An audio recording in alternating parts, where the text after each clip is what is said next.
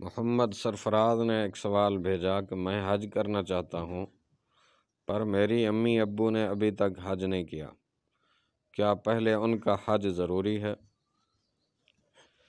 محترم، جو شخص حج کی استطاعت رکھتا ہو اس پر حج کرنا فرض ہوتا ہے۔